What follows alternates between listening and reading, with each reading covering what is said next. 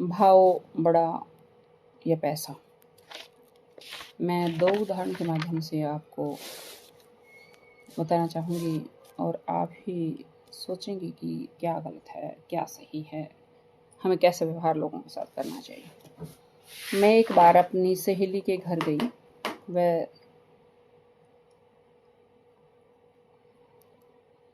कई बार बोलती थी कि मैं उनके घर आ जाऊं, कभी तो मिलूं, उधर आती हूँ।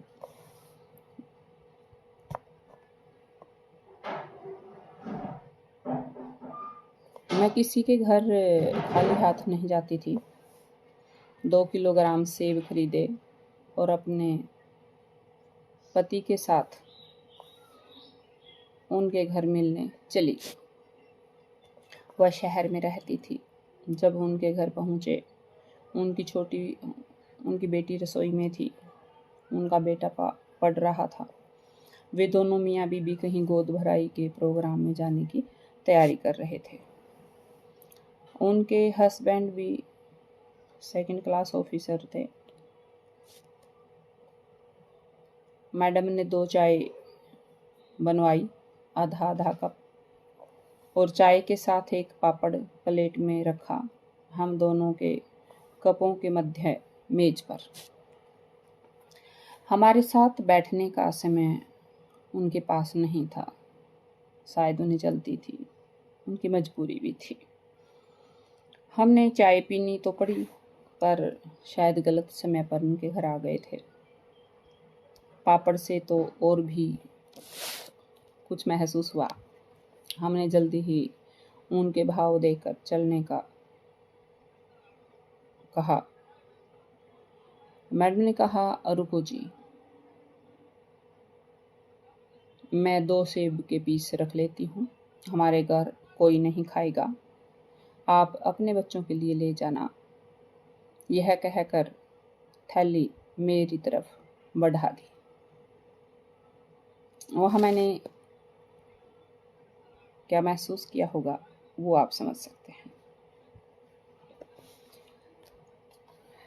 मैंने वह थैली नहीं ली और कहा, यह बहुत बच्चे कई बार मांगने के लिए आते हैं, आप उन्हें दे देना। और हम वहाँ से वापस चल दिए। आज तक उस बात को भूल नहीं पाए हैं। सन 2009 की बात है और आज 2025। दूसरी घटना, समय न लगने के कारण मैं लंबे समय तक अपने खेत में नहीं जा पाती थी। एक दिन प्रधान जी ने कहा, चलो आज अपने खेतों में चलते हैं, गेहूं की कटाई चल रही है, कभी तो मेरा हाथ बटा दिया करो। हम दोनों मियाँ बीबी खेत में गए। खेत में हमने छोटा सा एक मकान बनाया हुआ है। उसमें कुछ मजदूर रहते थे, कुछ महिलाएं भी साथ रहती थी। बिहार या यूपी से आए थे शायद।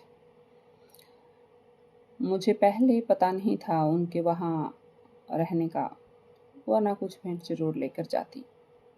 मुझे देखकर 2 महिला मजदूर काम छोड़कर भागी भागी आई।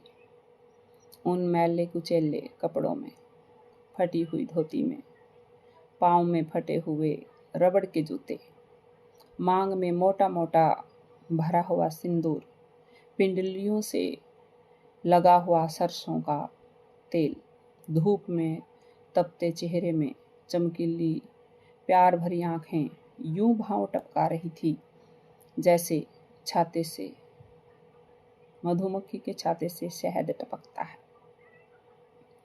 भाव विभोर होकर मेरे पास आई और जल्दी सी खेत वाले मकान में गई।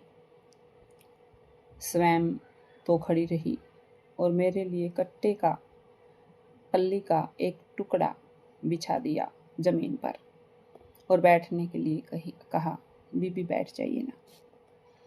स्वागत में वह भाव, वह आसन,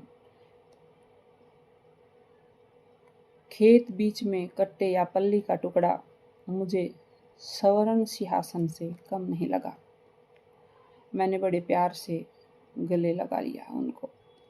कहा, कोई तकलीफ तो हो तो मुझे बता देना। उस सम्मान को भी मैं आज तक याद करती हूँ। 2011 की बात है, आज 2025 चल रहा है।